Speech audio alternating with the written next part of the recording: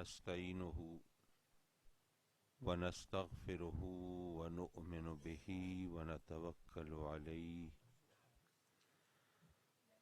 ونعوذ بالله من شرور أنفسنا ومن سيئات أعمالنا من يهده الله فلا مضل له ومن يضلله فلا هادي له ونشهد أن لا إله إلا الله وحده لا شريك له ونشهد أن سيدنا وسندنا ونبينا وحبيبنا وكريمنا ورؤوفنا ورحيمنا ومولانا وملجانا وماوانا محمدا عبده ورسوله أما بعد فأعوذ بالله من الشيطان الرجيم بسم الله الرحمن الرحيم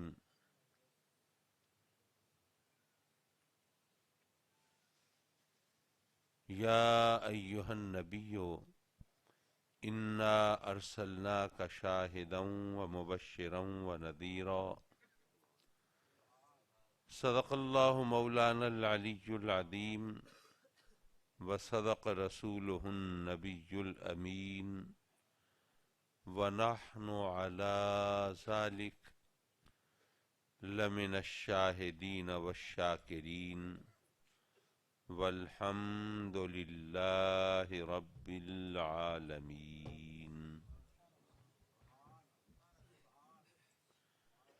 ذی وقار و ذی احتشام علماء کرام، ثنا خانان مصطفیٰ صلی اللہ علیہ وسلم، مہمانان گرامی اور مکرم و معزز حاضرین محفل، اور میرے کرم فرما حضرت سید ذیشان حیدر صاحب دامت برکاتہم العالیہ، آپ جانتے ہیں کہ آج کی یہ محفل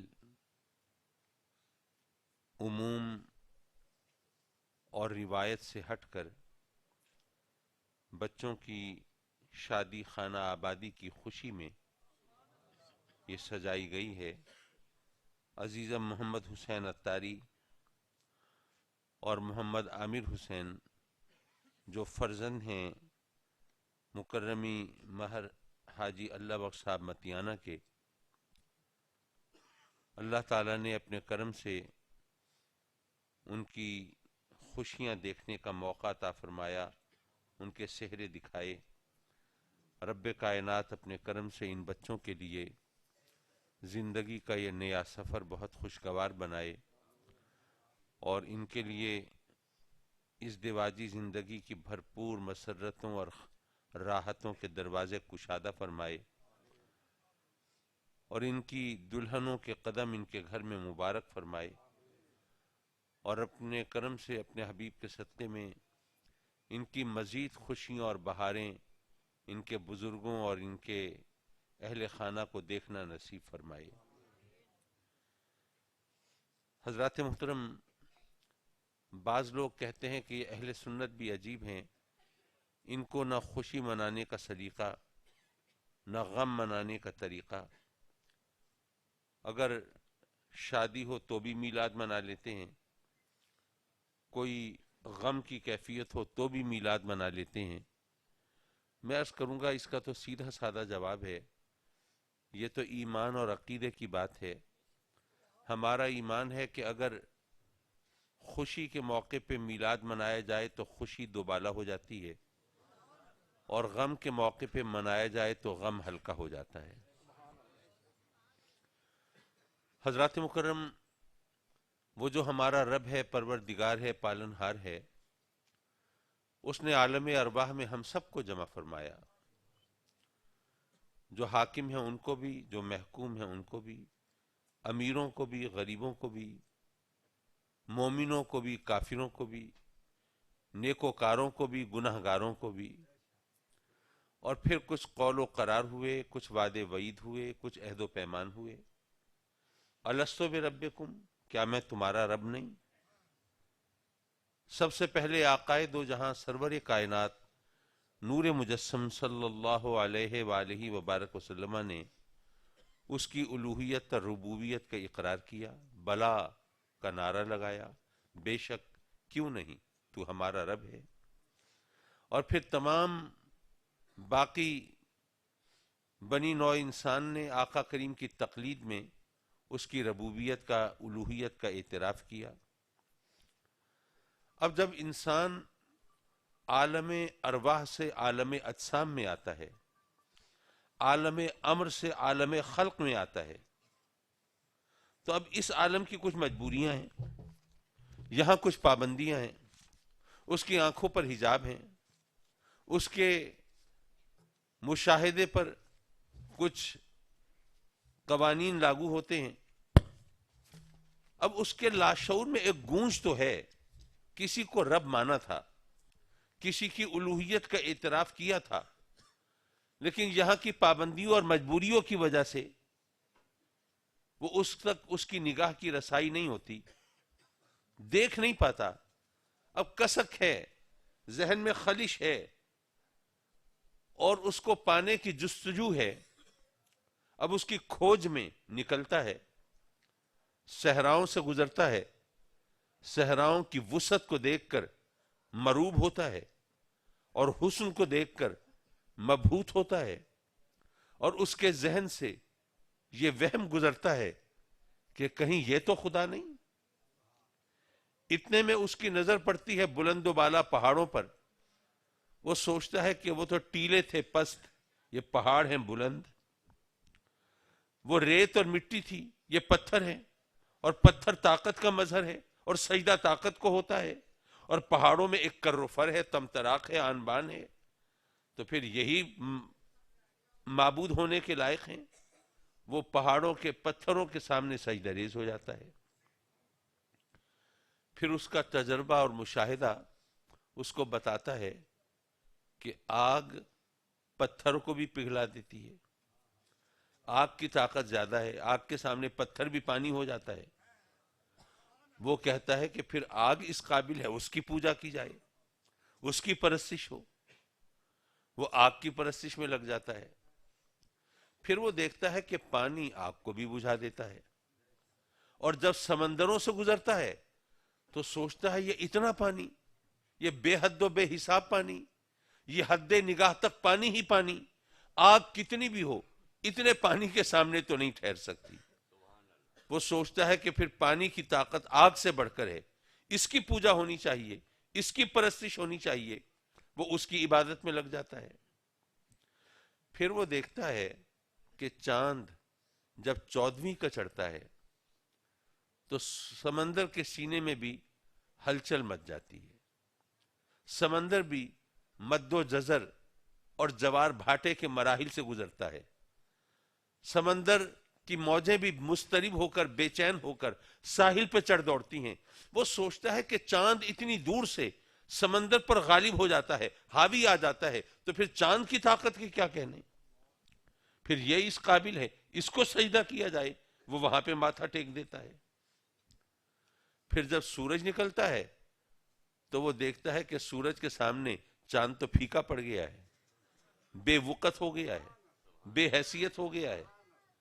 تو سورج کی خیرگی، سورج کی چمک دمک، سورج کی آب و تاب، اس کے سامنے تو چاند کی کوئی حیثیت نہیں ہے۔ وہ کہتا ہے نہیں، سورج اس قابل ہے، اس کو خدا مانا جائے۔ وہ اس سے بندگی کا رشتہ جوڑ لیتا ہے۔ پھر اس کو پتہ چلتا ہے کہ ایک ہستی ایسی ہے کہ میں نے آج تک جس کو سجدے کیے ہیں وہ سب اس کے اشارے چشم و ابرو کے منتظر دکھائی دیتے ہیں۔ میں نے پتھروں کو سجدے کیے تھے، پتھر اس کے نام کا کلمہ پڑھتے ہیں۔ میں نے آگ کی پوجا کی تھی، آگ اس کے قرب سے بجھنے لگتی ہے۔ میں نے پانی کی پرستش کی تھی، پانی اس کی انگلیوں سے جاری ہو جاتا ہے۔ میں نے چاند کو خدا مانا تھا، چاند اس کے اشارے پہ دو لخت ہو جاتا ہے۔ میں نے سورج کی عبادت کی تھی اور سورج اس کے بلاوے پہ الٹے پاؤں چلا آتا ہے. وہ سوچتا ہے کہ پھر یہی خدا ہوگا, یہی معبود ہوگا, یہی مسجود ہوگا, یہی پوجا کے لائق. لیکن یارو جب اس کو سجدہ کرنے کا تصور سر میں سما کے اور اس کی عبادت کا خیال وہ دل میں بسا کے جب اس کی بارگاہ میں پہنچتا ہے تو محو حیرت ہو جاتا ہے. کیا دیکھتا ہے کہ جس کو سجدہ کرنے آیا تھا وہ تو خود سجدہ ریز ہے, جس کی عبادت کا خیال لے کے آیا تھا وہ تو خود کسی کی عبادت میں مشغول ہے. یارو پھر اس پر یقین و آگہی کے دروازے کھلتے ہیں. وہ کہتا ہے کہ جس ہستی کو یہ خدا مانتا ہے اس کے سوا خدا اور کوئی نہیں ہو سکتا. حضرات مکرم, تاریخ شاہد ہے, ماننے والوں نے پہلے مصطفیٰ کو مانا ہے, بعد میں خدا کو مانا ہے. اور یاد رکھیے, جب تک تلاش کا ذریعہ درست نہ ہو تلاش میں کامیابی نہیں ہوتی. میرے والد گرامی رحمت اللہ علیہ ایک بڑی سادہ اور آسان مثال سے بات سمجھا دیا کرتے تھے. فرمایا کہ اگر چاند کی چائے کی پیالی رکھی ہے اور آپ جاننا چاہتے ہیں کہ پھیکی ہے کہ میٹھی ہے, تو کیا اسے گھورتے رہیں, نظریں جمائے رہیں, دیکھتے رہیں تو کیا پتہ چل جائے گا؟ کیا اس کی مہک, کیا اس کی خوشبو کیا بتا دے گی کہ چائے پھیکی ہے کہ میٹھی؟ کیا اس کے اندر آپ انگلی گھولیں تو اس کی مٹھاس کی خبر مل جائے گی؟ کیا اس گرما گرم چائے کو کسی طرح کان میں ٹپکانے کی کوشش کریں تو کیا معلوم ہو جائے گا؟ کیا اس پر آپ کوئی ریاضی کا فارمولا اپلائیں یا اپنی عقل و دانش کے تیر آزمائیں تو کیا آپ کی فہم و فراست, کیا عقل و دانش, کیا ریاضی اور حساب کے کوئی کلیہ, کوئی فارمولا کیا آپ کی رہنمائی کر دے گا؟ نہیں. بڑی سیدھی سی بات ہے, اس چائے کو اٹھا کر چکھ لیجئے, زبان بتا دے گی کہ چائے پھیکی ہے کہ میٹھی ہے. جب تک تلاش کا ذریعہ درست نہ ہو تلاش میں کامیابی نہیں ہوتی. یارو, جنہوں نے اللہ کو ڈھونڈنا چاہا اپنی آنکھوں سے, اپنے حواس و اعصاب سے, جنہوں نے اللہ کو ڈھونڈنا چاہا اپنی عقل سے, انسان اشرف المخلوقات, مخدوم کائنات, کبھی پتھروں کی پوجا کر رہا ہے, کبھی جانوروں کو سجدے کر رہا ہے, کبھی درختوں اور کبھی پہاڑوں اور کبھی مظاہر کائنات کی عبادت میں مشغول ہے. یارو, اس انسان کو اگر رب کا پتہ ملا ہے تو دامن رسالت سے ملا ہے. جب تک تلاش کا ذریعہ درست نہ ہو اس وقت تک تلاش میں کامیابی نہیں ہوتی. حضرات مکرم, آقا کریم حضور علیہ الصلوۃ والسلام جلوہ فگن ہوئے کس ماحول میں؟ جہاں بتوں کی پوجا ہوتی ہے, جہاں انسان کو اپنے شرف, اپنی فضیلت, اپنی عظمت کا کوئی احساس نہیں ہے. اچھا, جن لوگوں کو ذرا عرب لوگوں سے واسطہ ہو, کبھی حج و عمرے کے موقع پر یا ویسے کوئی ملازمت کے لیے, جاب کے لیے یا ویسے بزنس کے لیے وہاں گیا ہو, تو اس کو پتا ہوگا کہ عرب لوگوں سے کوئی بات منوانا آسان کام نہیں ہے. اچھا, آج کل تو پھر بھی تعلیم عام ہو گئی ہے, روشن خیالی ہو گئی ہے, لوگ دلیل سمجھنے لگے ہیں, ماننے لگے ہیں, اور پھر بات منوانا تو پھر بھی آسان ہوتا ہے, لیکن عقیدہ بدلنا تو آسان بات نہیں ہے.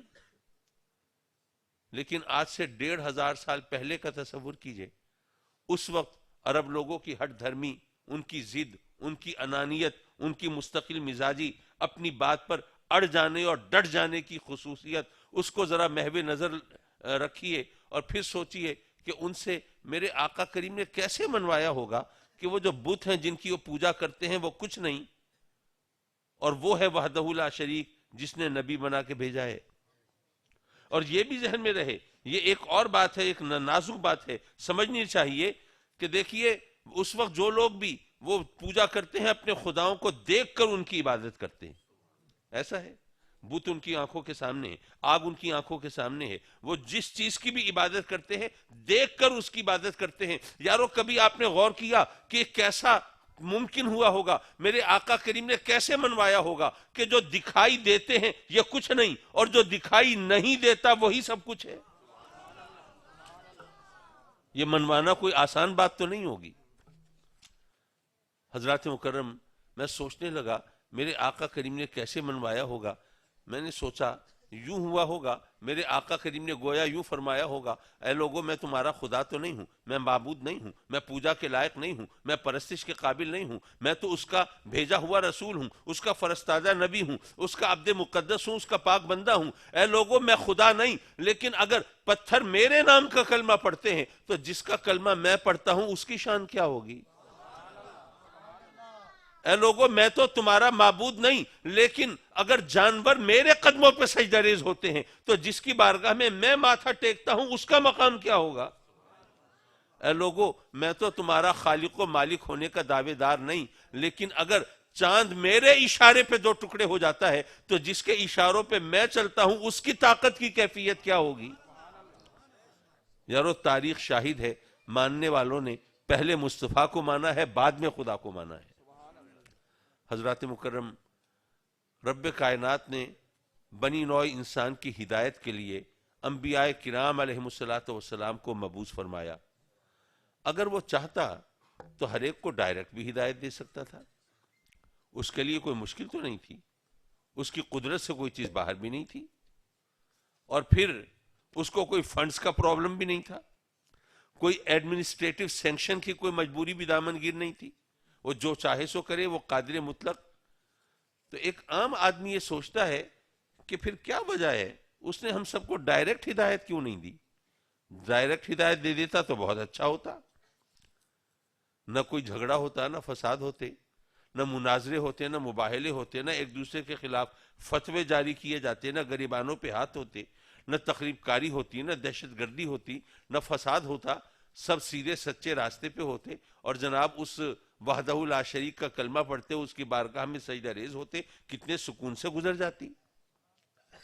تو آخر رب کائنات نے ہر ایک کو ڈائریکٹ ہدایت کیوں نہیں دی؟ میں عرض کروں گا کہ یہ بھی اس کا کرم ہے۔ اگر آپ غور فرمائیں تو یہ اس کی رحمت ہے کہ اس نے ہمیں ڈائریکٹ ہدایت نہیں دی۔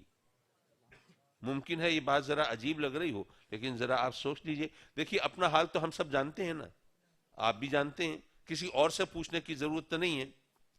اب اگر ہر ایک کو ڈائریکٹ وحی آ رہی ہوتی،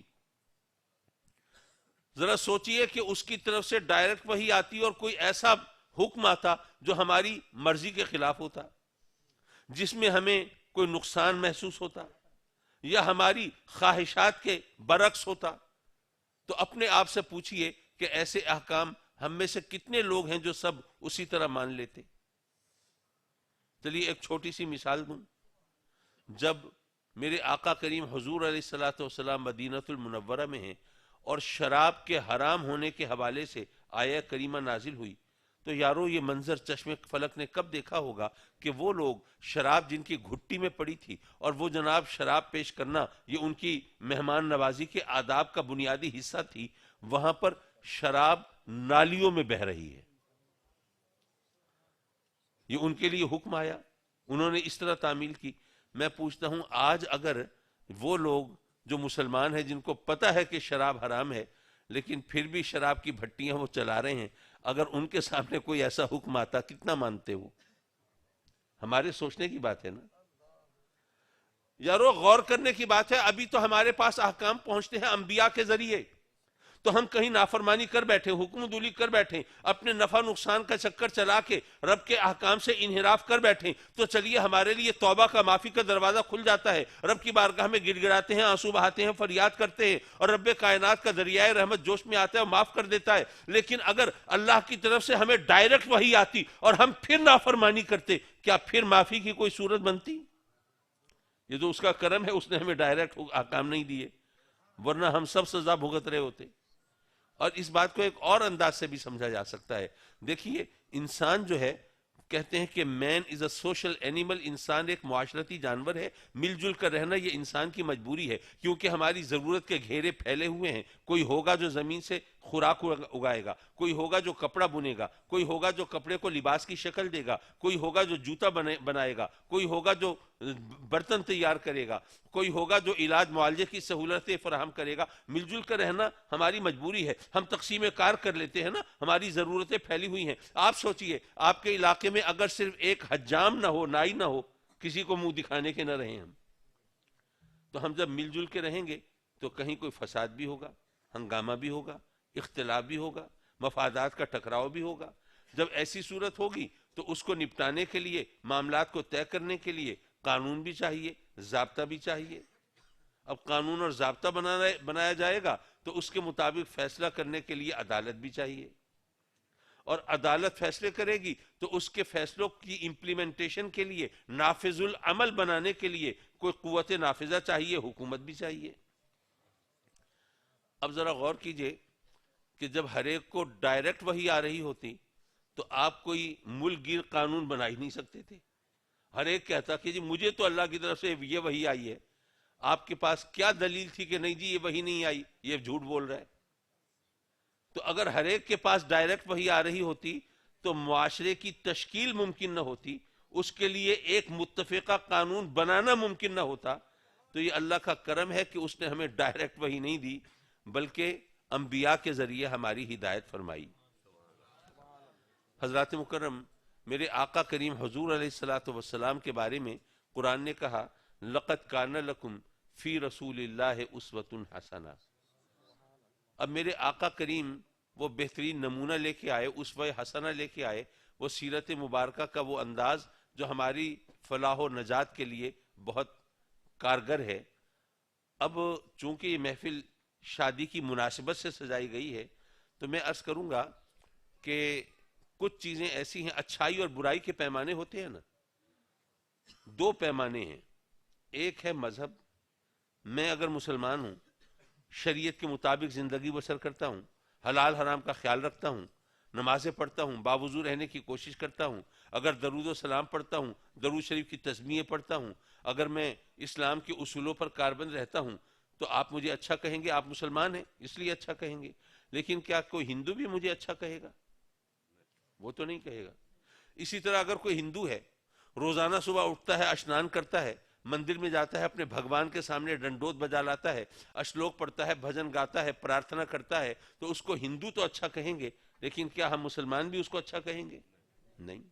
اسی طرح ایک کرسچن ہے، اگر وہ ہر اتوار کو کلیسا میں اپنے گرجے میں جاتا ہے اور اپنے پریسٹ کا سیریمن سنتا ہے اور اپنے گولڈن پرنسپلز آف کرسچینٹی کو اپنانے کی کوشش کرتا ہے، تو اس کو کرسچنز تو اچھا کہیں گے، باقی لوگ تو اچھا نہیں کہیں گے۔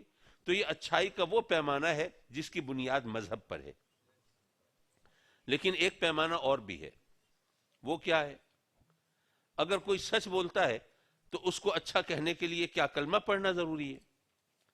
بھائی کسی بھی مذہب کا پیروکار ہے وہ مانے گا کہ سچ بولنا اچھی بات ہے، جھوٹ بولنا بری بات ہے۔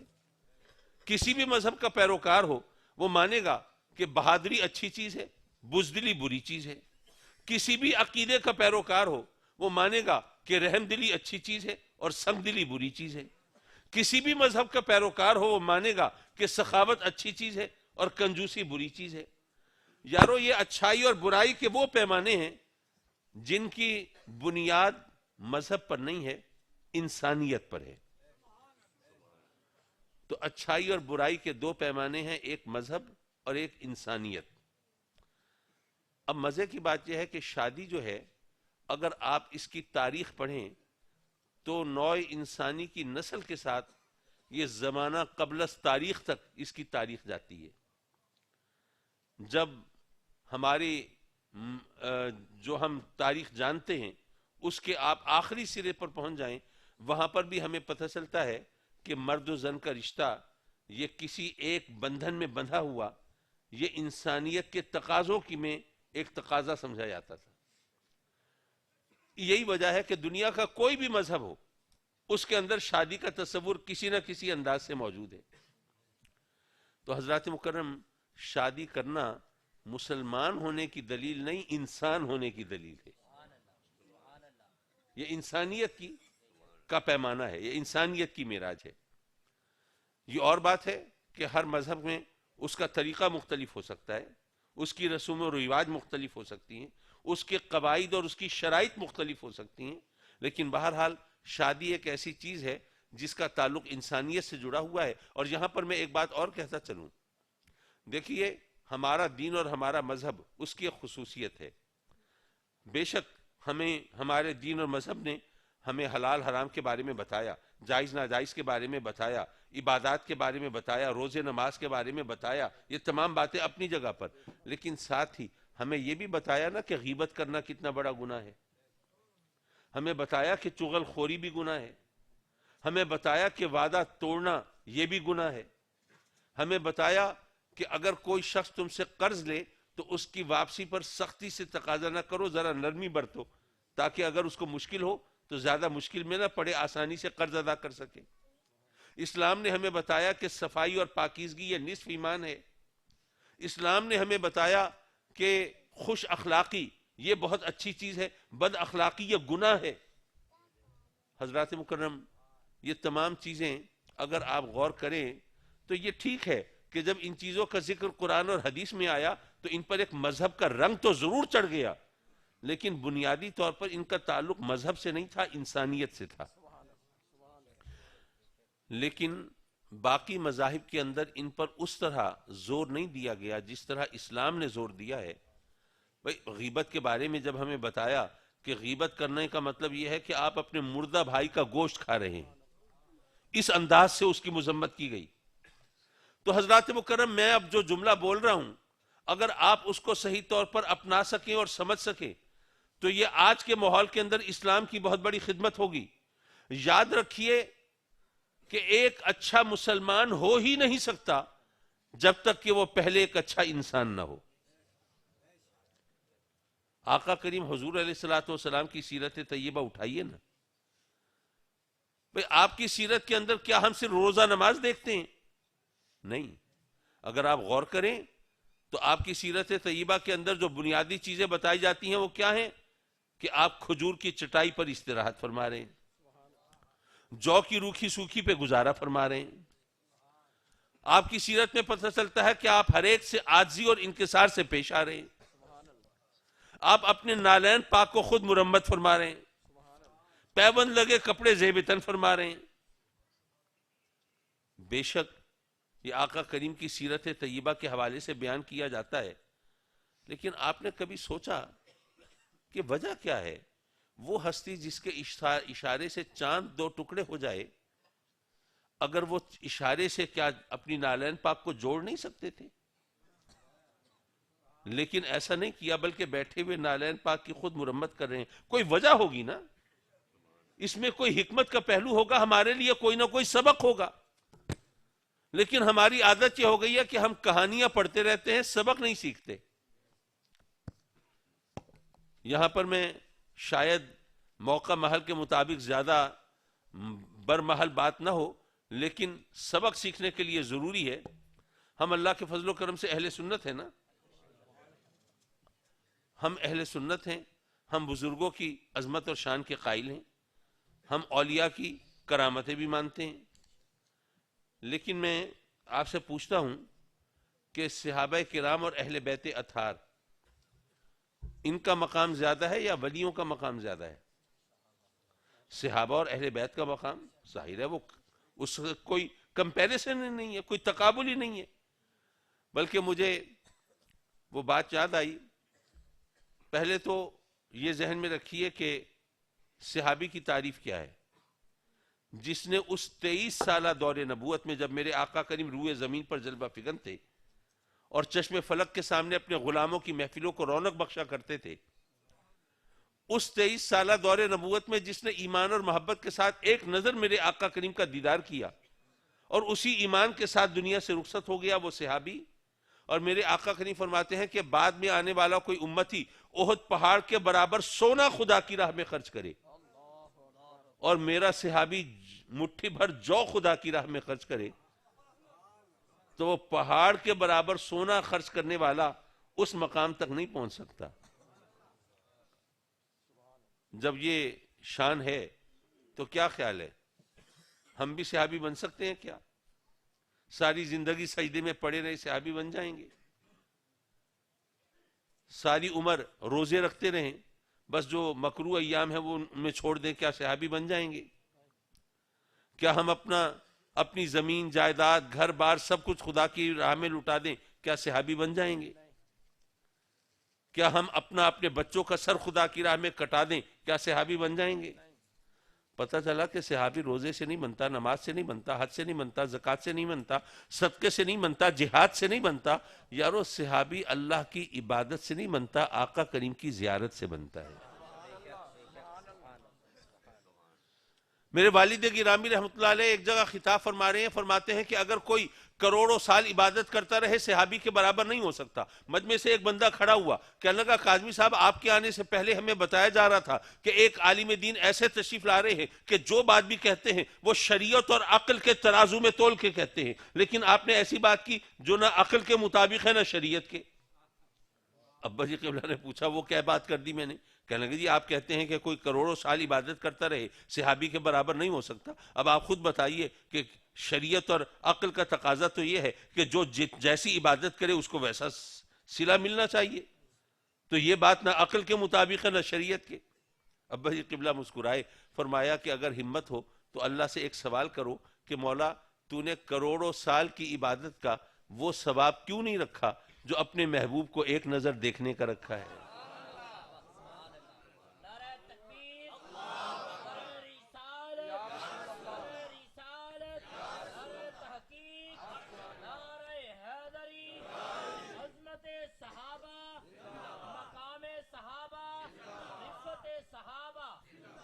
حضرات مکرم میں یہ عرض کر رہا تھا کہ ہم پیروں فقیروں کو مانتے ہیں، ہم اولیاء کی عظمت کو شان کو مانتے ہیں، ان کی کرامتوں کو بھی مانتے ہیں. میں کرامتوں کا منکر نہیں ہوں، بلکہ ہم تو اس کو جسٹیفائی کرنے کی کوشش کرتے ہیں، اس کے لیے دلیل دیتے ہیں. مثلا میں کہتا ہوں کہ دیکھیے اگر رب کائنات نے آپ کو فرزند ارجمند عطا فرمایا، آپ نے سوچا کہ یار آج کل کمزور آدمی کے جینے کا زمانہ نہیں ہے، آپ بچے کو لے کے پہنچے کسی ہیلتھ کلب میں یا کسی اکھاڑے میں جس کے پہلوان کی یا جس کے ٹرینر کی زیادہ اچھی شہرت تھی، آپ لے کے پہنچے، کہا کہ جی میرا بچہ ہے یہ آپ کے سپرد ہے، اس کی ذرا اچھی طرح ٹریننگ کیجئے، اس کو بڑا اچھا باڈی بلڈر بنا دیجئے، ویٹ لفٹر بنا دیجئے، اس کو زبردست ریسلر بنا دیجئے، پہلوان بنا دیجئے. اب آپ نے ان کی جو فیس وغیرہ ہے، جو بھی ان کی کنڈیشنز تھی وہ سب پوری کر دیں. اب وہ بچہ جو ہے ماشاءاللہ وہ ٹریننگ ہوتی رہی، اس کو جو خاص خوراک ہے، طاقتور غذائیں، وہ جناب چاہے بادام وغیرہ گھول کے پلائے جا رہے ہیں یا جو کچھ بھی ہے وہ سب ہوتا رہا، اور ورزشیں بھی ہوتی رہیں، داؤ پیچ بھی سکھائے جاتے رہے. ماشاءاللہ جوان ہوا تو بڑا قدآور قوی ہے، کل شاندار جوان ہے، باڈی بلڈر ویٹ لفٹر ہے، اور جو دیکھتا ہے حیران رہ جاتا ہے کوئی انسان اتنا وزن بھی اٹھا سکتا ہے. اب سوال یہ ہے کہ آپ کا بچہ وہ اس کی مخصوص ٹریننگ ہوئی، جسمانی غذائیں، جسمانی ورزش اور وہ پہلوان کی رہنمائی، تو اس کی روشنی میں وہ ایسا زبردست پہلوان بن گیا کہ ایک عام آدمی اس کی طاقت کو دیکھ کے حیران رہ جاتا ہے. تو انسان صرف جسم کا نام تو نہیں ہے، جسم و روح کے ملاپ سے انسان بنتا ہے نا. تو جو انسان اپنے جسم کو جسمانی خوراک اور جسمانی ورزشوں سے کسی اچھے پہلوان کی نگرانی میں غیر معمولی طاقتور بنا سکتا ہے، کیا وہی انسان اپنی روح کو روحانی غذاؤں اور روحانی ورزشوں سے کسی روحانی پہلوان کی نگرانی میں کیا زیادہ طاقتور نہیں بنا سکتا ہوگا؟ ظاہر ہے اسی کو کرامت کہتے ہیں نا. حضرات مکرم میں یہ عرض کر رہا تھا ہم کرامتوں کے قائل ہیں، لیکن میں آپ سے پوچھتا ہوں علماء کرام بھی تشریف فرما ہیں، وہ ذرا کتابیں کھنگالیں، احادیث اٹھائیں، تاریخ کے اوراق پلٹیں، اور ذرا صحابہ کرام جن کی تعداد لاکھوں میں ہے ذرا جمع کر کے بتائیں کہ ان کی کتنی کرامتیں ہمارے سامنے ہیں. ہر صحابی کا مرتبہ ولیوں سے نہ جانے کتنے ہزار گنا بلند ہے، ہم گن بھی نہیں سکتے، کوئی تقابل ہی نہیں ہے. لیکن ایک ولی کا ذکر کریں تو کرامتوں کے انبار لگا دیں، لیکن تمام صحابہ کرام کا ذکر کریں تو کرامتیں ایک ہاتھ کی انگلیوں پر ختم ہو جائیں.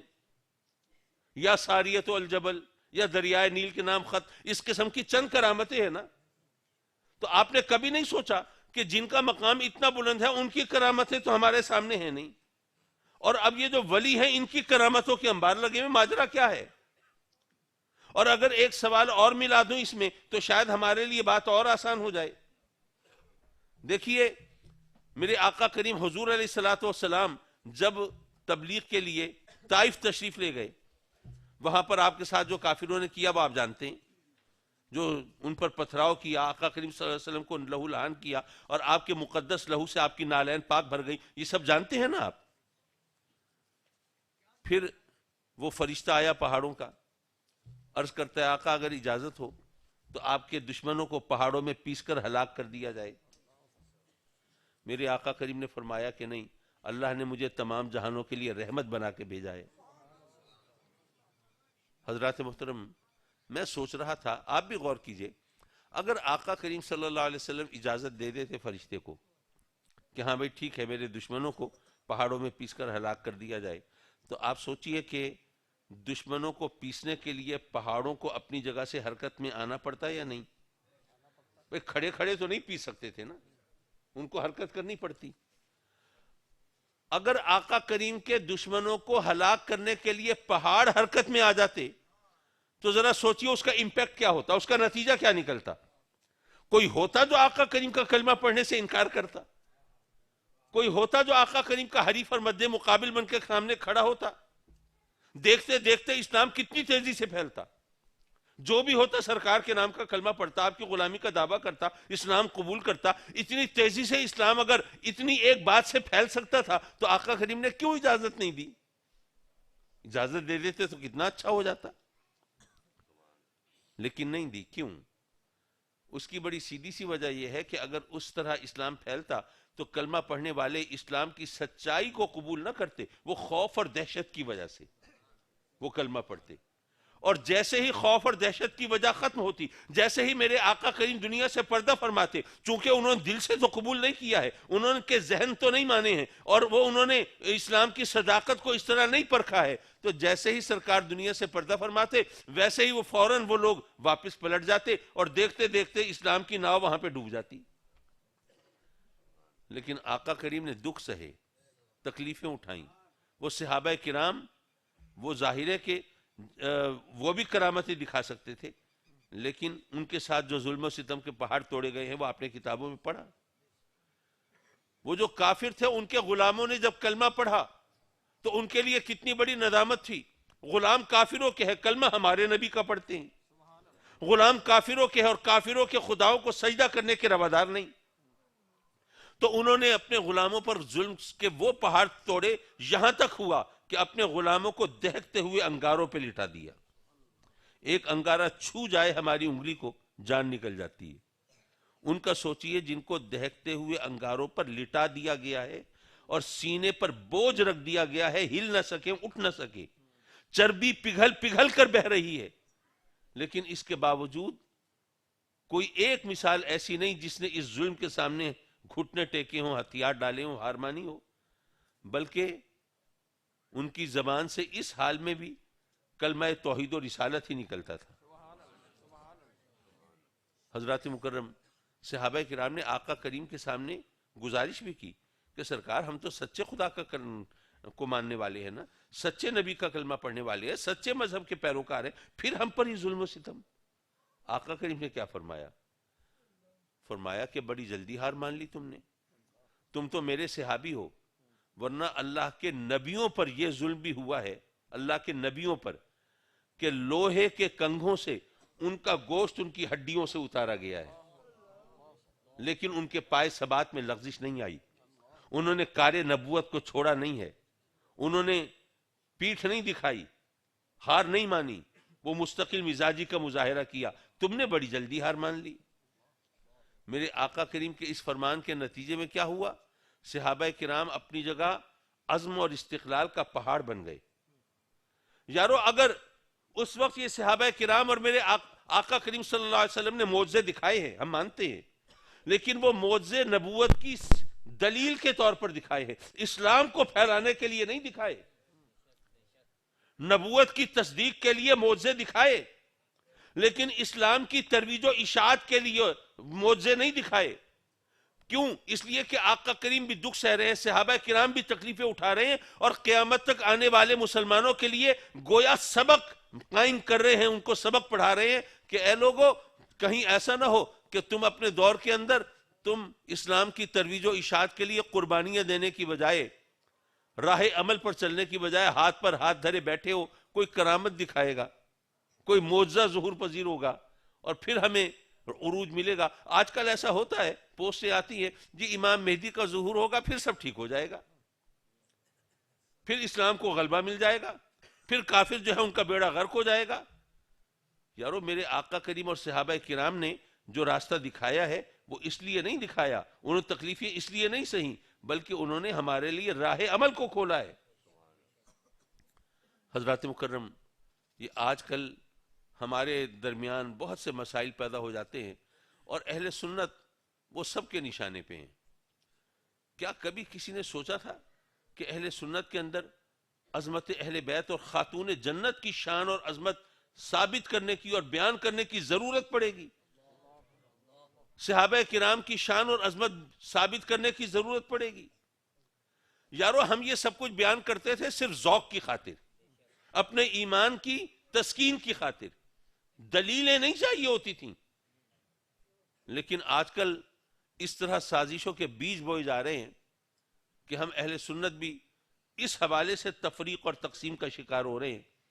مجھے جہاں بھی موقع ملتا ہے میں حتی الامکان لوگوں کو بتاتا ہوں اور یہ سمجھاتا ہوں کہ ہمیں تقسیم کر کے اس طرح یہ مسلمانوں کے لیے آزمائش کا مرحلہ پیدا کیا جا رہا ہے، تو اس کے لیے ہمیں ضرور اپنی طرف توجہ رکھنی چاہیے۔ معاف کیجئے، میں نے تو سوچا تھا کہ 20-25 منٹ، کیونکہ محفل ہے ماشاءاللہ،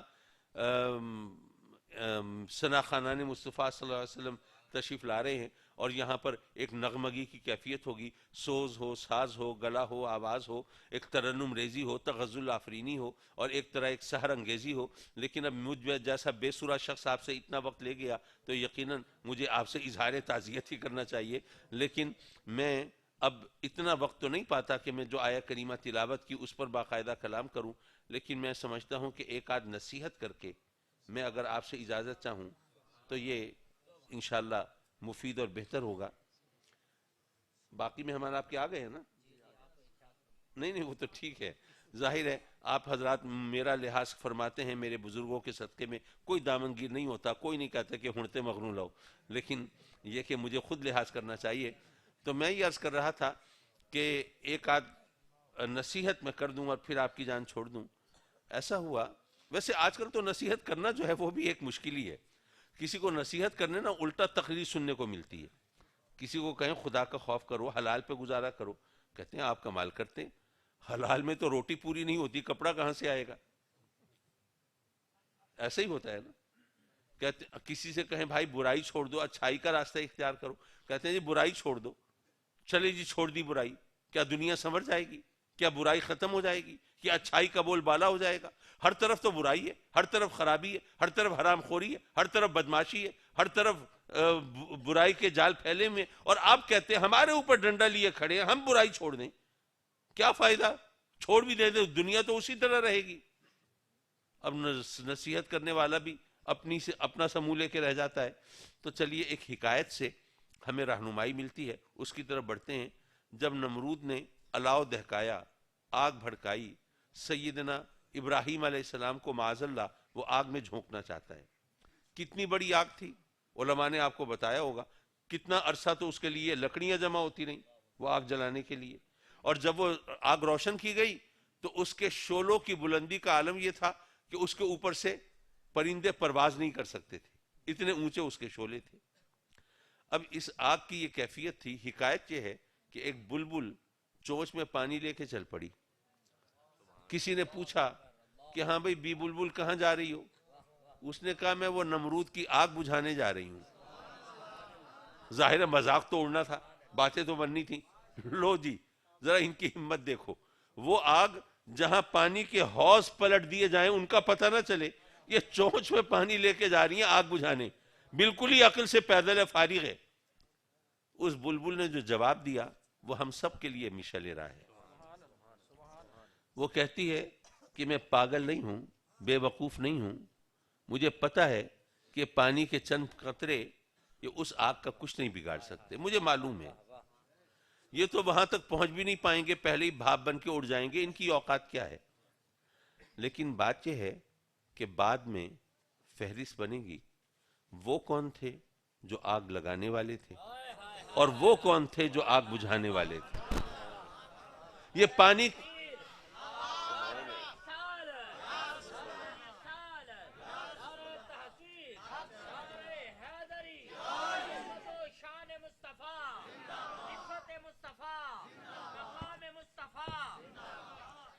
وہ بلبل کہتی ہے کہ پانی کے چند قطرے وہ آگ تو نہیں بجھا سکتے، لیکن مجھے اس فہرست میں جگہ تو دلا سکتے ہیں نا جو آگ بجھانے والوں کی ہے۔ یارو میں بھی عرض کروں گا کہ اگر ہم برائی چھوڑ دیں، ممکن ہے فرق نہ پڑے، ممکن ہے کہ اچھائی کا بول بالا نہ ہو، ممکن ہے برائی ختم نہ ہو، ویسے تو مجھے یقین ہے فرق پڑتا ہے، چراغ سے چراغ جلتے ہیں، لیکن چلو ایک لمحے کو مان لیا کہ فرق نہیں پڑے گا، لیکن فرق نہیں پڑے گا تو دنیا کو نہیں پڑے گا نا، ہمیں تو پڑے گا۔ ہمارا نام کون سی فہرست میں جائے گا؟ برائی پھیلانے والوں کی یا اچھائی کے چراغ جلانے والوں کی؟ تو تجھ کو پرائی کیا پڑی، اپنی نبیڑ تو بھائی، دنیا کو فرق پڑے نہ پڑے، اپنا نام تو اچھی فہرست میں درج کرا لو۔ تو حضرات مکرم، اگر ہم ذرا اپنی سوچ کو مثبت رکھیں تو ہمارے لیے اللہ کی رحمت کے دروازے کھلتے ہیں۔ میں آقا کریم صلی اللہ علیہ وسلم کی نعت کے صرف ایک شعر پر اپنی گفتگو ختم کرتا ہوں۔ میرا اپنا ذوق ہے، اپنا انداز ہے، ذرا جو روایتی انداز ہے ذرا اس سے ہٹ کے میری گفتگو بھی آپ نے سنی ہوگی کہ اس کا ذائقہ بھی ذرا مختلف تھا۔ شاعر کہتا ہے کہ طیبہ میں صدا صبح مسلسل کا سما ہے، طیبہ میں صدا صبح مسلسل کا سما ہے، اور جس شہر میں سورج ہے وہاں رات کہاں ہے؟ جس شہر میں سورج ہے وہاں رات کہاں ہے؟ وآخر دعوانا ان الحمدللہ رب العالمین۔ ماشاءاللہ، بہت خوبصورت